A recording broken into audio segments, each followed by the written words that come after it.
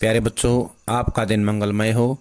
अगर आप नए हैं तो इस चैनल को सब्सक्राइब कर लें। चैनल का नाम है BBC चैनल। हम करेंगे बादल राग कविता के अगले काव्यांश की व्याख्या, जो शुरू होता है रुद्र कोश है शुद्ध तोष है। रुद्र कोश है शुद्ध तोष है। ये जो लाइन है पहले काव्यांश में आई थी पिछली वीडियो में। रुद्र कोश है शुद्ध कोश है, इसकी व्याख्या पहले करवाई नहीं गई थी, अब इस पहरे के साथ करेंगे। रुद्र कोश है शुद्ध कोश शुद्ध तोष है, अंगना अंग से लिपटे भी आतंक अंक पर कांप रहे हैं। धनी वज्र गर्जन से बादल त्रस्त नैन मुख ढांप रहे हैं। जीर्ण बाहु है शीर्ण शरीर तुझे बुलाता कृषक अधीर। ए विप्लव के वीर चूस लिया है उसका सार, हाड़ मात्र ही है आधार ए जीवन के पारावार। रुद्ध माने होता रुका हुआ। क्या होता है रुद्ध माने रुका हुआ। रुद्ध क्या होता है रुका हुआ। शब्द होता है बेचैन। कोश माने खजाना। तोष माने संतोष। तोष माने संतोष। इसके बाद है अंगना होता है घर में। अंगना अंग यानी अपने घर में अपने परिवार में बच्चों के साथ रहते हैं। आतंक अंक आतंक होता है भय। कांप रहे हैं माने थर्रा रहे हैं। अंक माने गोद। धनी होता है धनी अमीर। वज्र होता है वज्र के समान भयंकर गर्जना या गर्जन। बादल क्रांति के दूत बादल। त्रस्त होता है भयभीत। नयन माने मुख। नयन माने नेत्र। मुख होता है मुंह। त्रस्त दुखी। लोग दुखी होकर के अपने आंखों और मुंह को ढक रहे हैं। नयन नेत्र मुख मुंह। डांपना होता ढकना। क्या होता डांपना ढकना। जीर्ण बाहु है शीर्ण शरीर। जीर्ण माने होता है उनका जो शरीर है वो कमजोर हो गया है। शीर्ण माने होता है जर्जर। तुझे बुलाता कृषक अधीर। तुझे जो है किसान बुला रहा है। अधीर माने बेचैन होकर व्याकुल होकर। क्या बुला रहा है व्याकुल होकर के बुला रहा है। ए विप्लव के वीर होता है हे क्रांति के वीर योद्धा। चूस लिया है उसका सार। सार मतलब होता है जीवन का आधार। जीवन का जो मुख्य जो रस होता है उसको बोलते हैं सार। रक्त रक्त को बोलते हैं। जीवन का जो आधार है वो रक्त है, वो चूस लिया है। हाड़ मात्र ही है आधार ए जीवन के पारावार। पारावार होता है सागर यानी कि जीवन प्रदान करने वाले। जीवन प्रदान करने वाले या जीवन को पार उतारने वाले। जीवन को पार उतारने वाले। पार उतारने वाला कौन होता है वो होता है हमारा बादल। बादल जो है जीवन रूपी सागर से पार उतारने वाला है। क्या है जीवन रूपी सागर से पार उतारने वाला है। इसके बाद हम करेंगे इसकी व्याख्या। रुद्र कोश है शुद्ध तोष है। कवि कहता है कि जो ये पूंजीपति लोग हैं इनके पास खजाने में धन जो है बहुत ज्यादा जमा है। शुद्ध तोष है फिर भी इनको संतोष नहीं है, संतुष्ट नहीं है। पूंजीपति लोगों ने अपने खजाने में क्या है धन को जमा करके रखा हुआ है और इसके बाद भी क्या है ये संतुष्ट नहीं है। गरीब लोगों को जो है ये और ज्यादा शोषण करने में लगे रहते हैं। गरीबों का शोषण करते रहते हैं। कहने का आशय ये कि इनके पास खजाने में बहुत धन होता है फिर भी संतुष्ट नहीं है। ये और ज्यादा धन कमाने के चक्कर में गरीब लोगों का शोषण करते रहते हैं।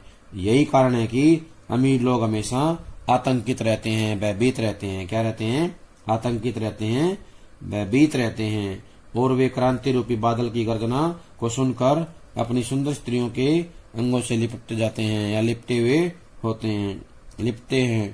लिपटे हुए हैं लेकिन आतंक की गोद में वे कांप रहे हैं। आतंक की गोद में कांप रहे हैं। कहने का आशय है कि वे जो है आतंक से डरे हुए हैं, भयभीत हैं। आतंक से डरे हुए हैं, भयभीत हैं। बादलों की भयंकर गर्जना को सुनकर वे अपनी सुंदर स्त्रियों के अंगों से लिपटे हुए हैं लेकिन आतंक की गोद में कांप रहे हैं। बादलों की भयंकर गर्जना को सुनकर वे अपनी आंखों को बंद कर लेते हैं। क्या कर लेते हैं अपनी आंखों को बंद कर लेते हैं। त्रस्त नैन मुख ढांप रहे हैं। कवि कहता है कि ये लोग जो हैं आतंक की या क्रांति की गर्जना को सुन करके या बादलों की भयंकर गर्जना को सुन करके अपनी आंखों और मुंह को बंद कर लेते हैं, ढक लेते हैं, आंखों और मुंह को ढक लेते हैं, छिपा लेते हैं।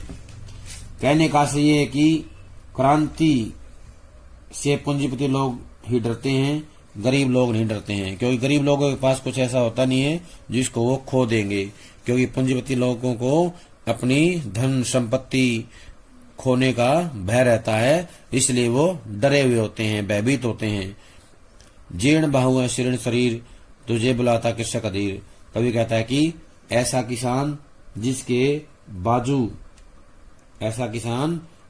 बाजू जो हैं जीर्ण शीर्ण हो गए हैं। जीर्ण शीर्ण का मतलब होता है जर्जर, शिथिल, शक्तिहीन हो गए हैं। जीर्ण होता है जर्जर, जर्जर का मतलब होता है अत्यधिक शिथिल हो गए हैं। क्या हो गए हैं? ऐसा किसान जिसके बाजू क्या हो गए हैं? जर्जर हो गए हैं, शिथिल हो गए हैं। और शीर्ण माने होता है अशक्त, शक्तिहीन। जिसके बाजू क्या हो गए हैं? जर्जर हो गए हैं, शिथिल हो गए हैं, और शरीर जो है शक्तिहीन हो गया है। शीर्ण माने तो शक्तिहीन। जिसका शरीर शक्तिहीन हो गया है, बाजू जो है जर्जर हो गए हैं, वह किसान तुझे बुला रहा है। कौन बुला रहा है? ऐसा किसान तुझे बुला रहा है बेचैन होकर के, जिसके बाजू जो हैं जर्जर हो गए हैं, शरीर शक्तिहीन हो गया है। हे क्रांति के दूत बादल, क्रांति के वीर योद्धा बादल, उसके जीवन का जो सार है, रक्त जो है पूंजीपति लोगों ने चूस लिया है। हाड़ मात्र ही है आधार। अब उसके जीवन का आधार क्या है? हड्डियां मात्र रह गया है। उसके शरीर में केवल हड्डियां रह गई हैं। ऐ जीवन के पारावार और हे जीवन को देने वाले, जीवन के दाता, पार उतारने वाले, हे क्रांति के दूत बादल, तुम आओ और उसका उद्धार करो। क्या करो? किसान का उद्धार करो, उसे शोषण से मुक्ति दिलाओ। कहने का से है कि कवि बादलों को संबोधित करता है और कहता है, हे जीवन के सागर, देखो ये जर्जर बुझाऊं और दुर्बल शरीर वाला, जर्जर बुझाऊं और दुर्बल शरीर वाला किसान बेचैन होकर तुम्हें अपनी ओर बुला रहा है। क्या कर रहा है? तुम्हें अपनी ओर बुला रहा है। हे विनाश करने वाले निपुण बादल, तुम वर्षा करके देश के गरीब और शोषित किसान की सहायता करो। गरीब और शोषित किसान की सहायता करो, जिसकी भुजाएं जर्जर हो चुकी हैं, शरीर कमजोर हो गया है।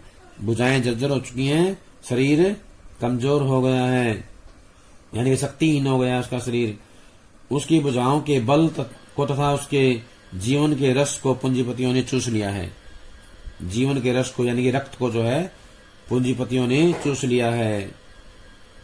कहने का आशय ये है कि देश के पूंजीपति वर्ग ने किसान का शोषण करके उसकी बुरी हालात कर दी है। किसान का शोषण करके उसकी बुरी हालात कर दी है। अब उस किसान में केवल हड्डियां ही मात्र रह गई हैं, यानी हड्डियों का पिंजर ही शेष रह गया है।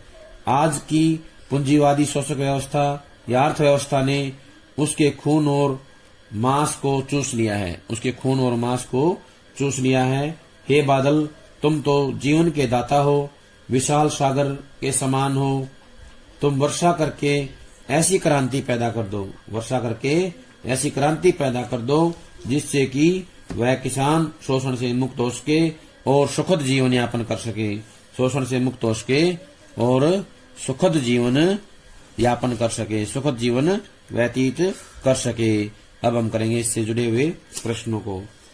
पहला प्रश्न है कि कौन लोग अंक पर कांप रहे हैं? कौन लोग अंक पर कांप रहे हैं और डर कर अपने नयन मुख ढांप रहे हैं? तो बताना है, पूंजीपति लोग अपने महलों में अपनी पत्नियों से लिपटे हुए भी कांप रहे हैं। पूंजीपति लोग अपने महलों में अपनी पत्नियों से लिपटे हुए भी कांप रहे हैं। उनके मन में क्रांति का डर है। क्या है? उनके मन में क्रांति का डर है। उन्हें इस बात का भय लगा हुआ है कि क्रांति के कारण उनकी सुख सुविधाएं छिन जाएंगी, इसलिए वे भयभीत होकर अपने नेत्रों और मुख को छिपाने का प्रयास कर रहे हैं। अपने नेत्रों और मुख को छिपाने का प्रयास कर रहे हैं। जीर्ण बाहु है शीर्ण शरीर। शब्दों का प्रयोग किसके लिए किया गया है और क्यों? तो बताना है।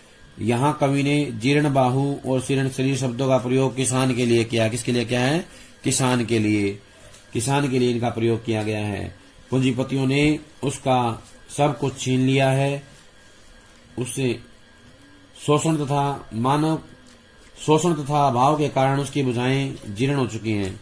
शोषण तथा अभाव के कारण उसकी भुजाएं जीर्ण हो चुकी हैं और शरीर दुर्बल और हीन हो चुका है। इसलिए कवि ने किसान के लिए जीर्ण बाहु शीर्ण शरीर का प्रयोग किया है। जीर्ण बाहु शीर्ण शब्दों का प्रयोग किया है। अगला है, कृषक को अधीर क्यों कहा गया है? तो बताना है। शोषण तथा अभाव के कारण भारत का किसान दरिद्र और लाचार है। शोषण और अभाव के कारण भारत का किसान दरिद्र और लाचार है। पूंजीपतियों ने उससे उसकी सारी संपत्ति या उसके पास जो कुछ था वो सब छीन लिया है। उसे आशा है कि क्रांति के फलस्वरूप परिवर्तन होगा। क्रांति के फलस्वरूप परिवर्तन होगा और पूंजीपति या पूंजीवाद का विनाश होगा। इसलिए वह क्रांति के बादलों की ओर बड़ी बेचैनी से देख रहा है। कवि ने विप्लव के वीर किसे कहा है? तो बताना है। कवि ने बादलों को विप्लव के वीर कहा है। किसको कहा है? बादलों को विप्लव के वीर कहा है, क्योंकि कवि ने बादलों को क्रांति का प्रतीक माना है। जिस प्रकार बादल मूसलाधार वर्षा करके समाज में परिवर्तन लेके आते हैं, समाज में व्यवस्था को बदलने का काम करते हैं, मूसलाधार वर्षा से समाज की व्यवस्था को भंग कर देते हैं, उसी प्रकार क्रांति भी पूंजीपतियों का विनाश कर देती है। क्रांति भी पूंजीपतियों का विनाश कर देती है। जीवन के पारावार किसे कहा गया और क्यों? क्रांति रूपी बादल को ही जीवन का पारावार कहा गया है। क्रांति रूपी बादल को ही जीवन का पारावार कहा गया है, अर्थात सागर कहा गया है। जीवन के पारावार मतलब सागर कहा गया है। जिस प्रकार बादल वर्षा करके फसल को नया जीवन देते हैं, उसी प्रकार क्रांति भी पूंजीपतियों का नाश करके गरीब लोगों को सहारा देती है। क्रांति भी पूंजीपतियों का नाश करके गरीब लोगों को सहारा देती है और उनका विकास करती है। उनका विकास करती है। चूस लिया है उसका सार। चूस लिया है उसका सार का क्या भाव है? यहां से स्पष्ट कीजिए। यहाँ कवि कहना चाहता है कि धनिक वर्ग ने किसान का शोषण करके उसके जीवन का सार जो है या उसके शरीर के सारे रस को मानो चूस लिया है। रस माने रक्त। उसके जीवन के सारे रस को चूस लिया है, अर्थात शोषण के कारण किसान की दशा बुरी हो चुकी है। शोषण के कारण किसान की दशा बुरी हो चुकी है। अब तो किसान हड्डियों का पिंजर मात्र बनकर रह गया है। क्या हो गया है? हड्डियों का पिंजर मात्र बनकर रह गया है। अगला प्रश्न है, धनी वर्ग के लोग क्यों कांप रहे हैं? धनी वर्ग के लोग क्यों कांप रहे हैं? तो बताना है। धनी वर्ग के लोग क्रांति के डर से कांप रहे हैं। किस लिए? क्रांति के डर से कांप रहे हैं। धनी वर्ग के लोग डर कर क्या कर रहे हैं? धनी वर्ग के लोग डर कर अपनी आंखें और मुख को ढक रहे हैं। अपनी आंखें और मुख को ढक रहे हैं। विप्लव का वीर कौन है? उसे कौन बुलाता है? तो बताना है। विप्लव का वीर जो है बादल है। विप्लव का वीर बादल है। उसे व्याकुल किसान बुलाता है। कौन बुलाता है? उसे व्याकुल किसान बुलाता है। व्याकुल किसान जो है क्रांति के दूत बादल को बुलाता है। चूस लिया है उसका सार, हाड़ मात्र ही है आधार। पंक्ति का भाव स्पष्ट कीजिए। चूस लिया है उसका सार, हाड़ मात्र ही है आधार। इस पंक्ति का आशय बताइए। इस पंक्ति का भाव यह है कि अमीर वर्ग ने निर्धन किसानों एवं मजदूरों का संपूर्ण धन हड़प लिया है। संपूर्ण धन हड़प लिया है। उनकी जो शक्ति है, उनका जो आधार है, वो सब कुछ जो है उनसे छीन लिया है। किसानों का सब कुछ जो है अमीर लोगों ने छीन लिया है। निर्धन किसानों और मजदूरों का संपूर्ण धन हड़प लिया है। उन्होंने उनका खून चूस लिया है। अब उनका शरीर हड्डियों का ढांचा मात्र रह गया, अस्थि पिंजर रह गया है। क्या रह गया है? उनका शरीर अब क्या है? अस्थि पिंजर रह गया है। उनका खून चूस लिया है और हड्डियों का ढांचा मात्र रह गया है। अब हम करेंगे काव्य सौंदर्य। इस काव्यांश का काव्य सौंदर्य क्या है तो बताना है। कवि ने कृषक वर्ग के प्रति सहानुभूति और करुणा तथा शोषक वर्ग के प्रति गहन आक्रोश व्यक्त किया है। कवि ने कृषक वर्ग के प्रति सहानुभूति और करुणा तथा शोषक वर्ग के प्रति आक्रोश व्यक्त किया है। कवि की विद्रोह भावना व्यक्त हुई है। इस काव्यांश में कवि की विद्रोह भावना अव्यक्त हुई है। भाषा सरल, सहज और प्रवाह पूर्ण है। तत्सम शब्दावली की प्रचुरता है। अनुप्रास, रूपक, श्लेष, पदमैत्री, स्वरमैत्री अलंकारों का प्रयोग सुंदर किया गया है। छठा देखने के योग्य है। अनुप्रास, रूपक, श्लेष, पदमैत्री, स्वरमैत्री अलंकारों की छठा देखने योग्य है।